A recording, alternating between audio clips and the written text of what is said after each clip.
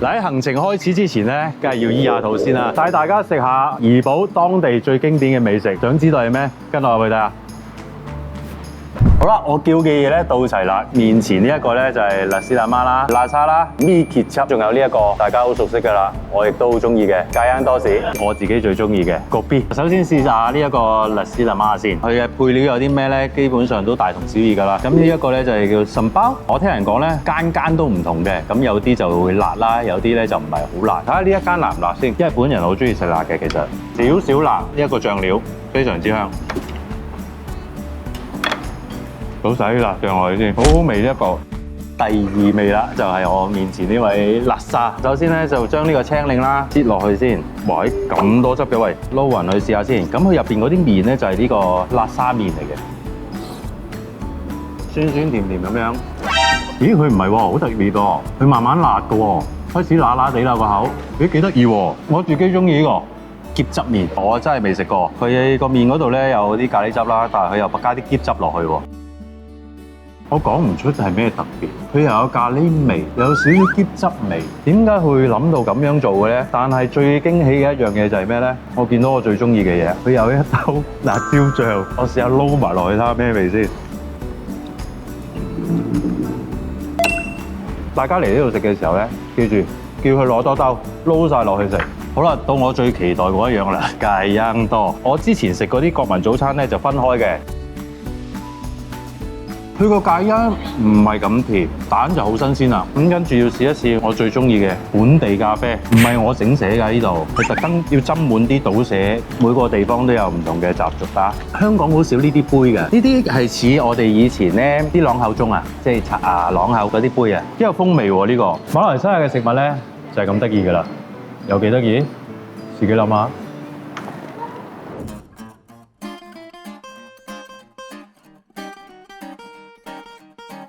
嗱，我身在呢一後建築物咧，如果我唔講俾大家聽咧，你哋係咪以為我喺歐洲咧？其實後邊呢一座咧就係怡保嘅火車站。呢座建築咧係1917年落成嘅，英殖時期咧係鐵路樞紐嚟㗎。因為外形優雅，白色圓頂咧好有標誌性㗎。有人叫佢做怡保嘅泰姬陵。呢啲拱門、柱頭、雕花真係好有歐洲歷史電影嗰種味道㗎，好適合喺度影相㗎喎。車站月台嘅氛圍同現代車站咧好唔同㗎，節奏慢啲啦，靜啲，有種旅程開始之前嘅期待感。火車站除咗靚之外咧，其實背後啊仲有一個好有趣嘅故事㗎。我身後呢棵樹犀利啦，嗱，你見佢細細棵咁啊，但係唔好睇小佢。怡保呢兩個字就係以呢一棵樹而命名嘅。怡保呢一個名咧，來源自本地嘅一棵樹。早期原住居民咧會用佢嘅樹汁做毒箭嘅。當年呢一個地方咧有好多呢一種樹嘅喎，英國人就用佢個名嚟到命名呢一個地方啦，演變成今日嘅怡保。喺呢一個位置，周潤發哥都喺呢度拍過戲，想唔想知係邊一部啊？我唔講俾你聽啊！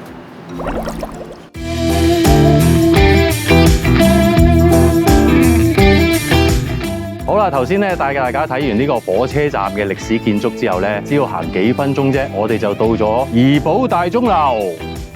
鐘樓咧喺1909年建成，為咗紀念英國官員 J.W.W. Birch， 本地人咧就叫佢做怡保大鐘樓。但係其實佢真正嘅名咧係 Birch 鐘樓。呢一度咧以前係市區嘅時間標誌嚟㗎，每個人經過呢度啊都會抬頭望一望㗎喎。呢度更加貼近街區生活，歷史感咧融入城市日常。呢度影相咧好自然㗎，唔使特別擺 pose， 隨手一張啊都係有舊城味道㗎。一邊散步會一路發掘嗰啲細節，好有層次感㗎。嗱，講開舊街咧，就不得不提呢個二奶啦，同埋三奶啦。行，想知道係乜嘢？跟我嚟睇睇。完成舊街就到咗呢一條好有名嘅二奶巷。介紹我啲親密朋友俾你認識。二奶行。相傳當年咧有個礦業富商，為咗佢嘅二房安排喺呢度居住咧，久而久之就有咗二奶巷呢一個名啦。故事版本咧係有唔同嘅，但係個名稱咧一直保留到依家㗎。其實我自己咧好中意行呢啲街嘅，因為香港比較少呢啲街道，咁有好多鋪頭啦，又賣嘢食㗎啦，又賣衫，咁又有啲飾物喺度啦。如果香港有咁多呢啲街道可以行嘅話咧，我諗我未必翻屋企嘅。頭先咧帶完大家去二奶巷之後咧，參觀埋呢個三奶巷啦。咁呢條街咧，聽聞咧係做啲手工藝會多啲嘅。第一間已經係啦，呢啲係手作嘢嚟嘅。我見到以前公公婆婆啊，佢哋屋企咧嗰啲一層層嗰啲飯壺啊，嗱，有啲我哋香港人叫塗鴉啦。喺我行完之後咧，我覺得個分別咧就係二拉巷就好多元化啦，又有食嘅嘢啊，又有啲精品啊各樣嘢。三拉巷呢度咧，真係嚟影相啊嗰啲各樣嘢係 OK 嘅。我中意三拉巷多啲，因為我自己中意啲古色古香嘅嘢啦。嗱，大家行咗咁耐都應該肚餓啦，我肚餓啦，帶你去食啲好嘢，話咗帶你去食好嘢啊！大家見到我台上面咧，所有嘅甜品咧都有燕窩喺裏邊，係咪好吸引咧？用得咁靚嘅中裝嘅咧，我相信一定係好嘢。睇下咩嚟先，未食都聞到陣燕窩味。呢一盅咧就叫做大盞燕，試一試先啊，好清甜。小朋友、老人家都啱食，因為佢個甜咧適中咯，同埋佢個口感真係好好喎。燕窩椰子布丁，佢個布丁究竟點樣樣咧？哦，我知啦。望落去咧，我以為水嚟嘅，但係原來佢係硬咗㗎啦。佢應該整到布丁咁樣樣，又有椰子喺度，又有燕窩喺度。好清甜，所有嘢好 match。我諗小朋友好中意。我咁大個仔咧都未試過成枱燕窩等住我嘅，我唔係好得閒嘅啫，我要食嘢啊！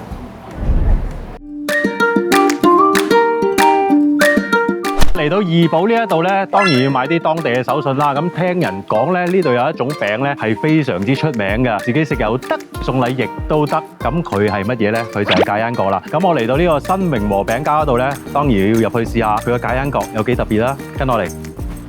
嚟到呢度咧，梗係跟阿黃師傅學下點樣整呢個戒煙角啦。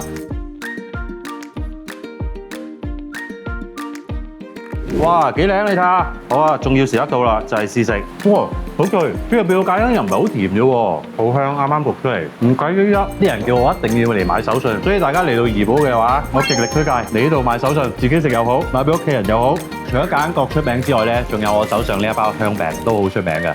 買定幾包翻香港先啦，唔係俾屋企人鬧啊！想知我下一站去邊啊？跟咗你。好啊！大家唔好以為我嚟到怡保咧，就係識得飲飲食食啊！聽聞咧，怡保咧有好多山好多水，咁究竟有幾多山幾多水，同埋有幾靚咧？跟落去睇下。好啦，咁我而家入嚟呢度咧，就係咧人造嘅隧道嚟嘅。呢啲石咧係用人手揼咁樣整出嚟嘅。我咁大個仔第一次入呢啲隧道，其實我自己好恨喺隧道嗰度拍戲嘅，奈何冇機會。咁但係今次嚟到怡保咧，一個好好嘅體驗。行過咗呢一條隧道之後咧，就會係另外一個仙境啦。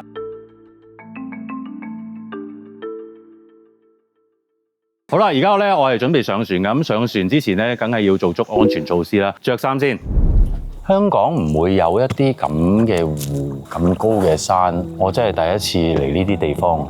喂，我中意呢嚿石喎，佢似唔似西片嗰啲侏羅紀嗰啲恐龍嘅一個口咁樣啊？係，哇！其實而家係似係喺個洞穴裏邊咯，一個好大型嘅洞穴裏邊咯，即係叫天不應，叫地不聞啊！即係如果你想一家人嚟玩啊，同埋帶小朋友嚟玩咧，值得嚟嘅呢一度，船好安全，咁又有晒救生衣啦，咁所有嘅安全設備都有。中意大自然嘅朋友咧，呢一個真係唔錯嘅選擇嚟嘅，又靜又可以睇到啲咁高嘅山啊，咁宏偉嘅洞啊，嚟到怡保必然之選。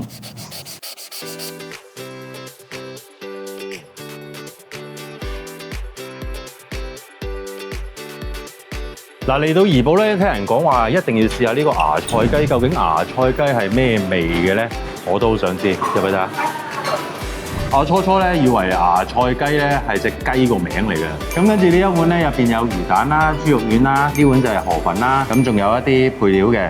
咁呢一杯就係茶雪。首先試咗我自己最中意食先雞，好食喎，好煙韌喎佢呢度。佢話呢啲嘅喎，因為我自己咧以前做運動咧健身咧，我好中意食雞胸嘅。咁但係坊間好多雞咧都係鞋雜雜嘅，個雞真係要讚，真係冇得頂。就算我唔點啲醬汁咧，都非常之好食。重點嚟啦，我成日聽人講話怡保嗰啲芽菜好好味，薄薄聲嘅喎。佢同香港嘅芽菜有啲唔同嘅，佢又肥啦，又矮啦，幾好食喎，幾爽口喎。黐埋嗰個河粉先，佢呢個湯真係好飲喎。呢河粉好滑，好嘢。想食到怡保嘅道地味道咧，芽菜雞一定要擺入你哋個 list 度。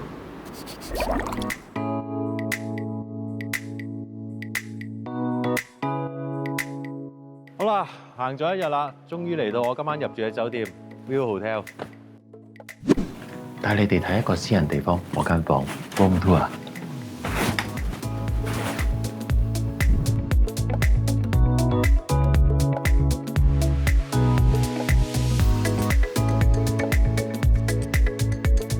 好啦，玩咗成日啦，咁啊自己講下感受啦。咁其實怡保對於小弟嚟講咧係一個好陌生嘅地方，因為小弟都係第一次嚟到怡保嘅啫。咁但係怡保俾我嘅感覺咧就係有好多美食啦，有好多唔同古舊嘅建築物啦。如果你哋都想了解怡保多啲嘅話，自己親身嚟體驗下。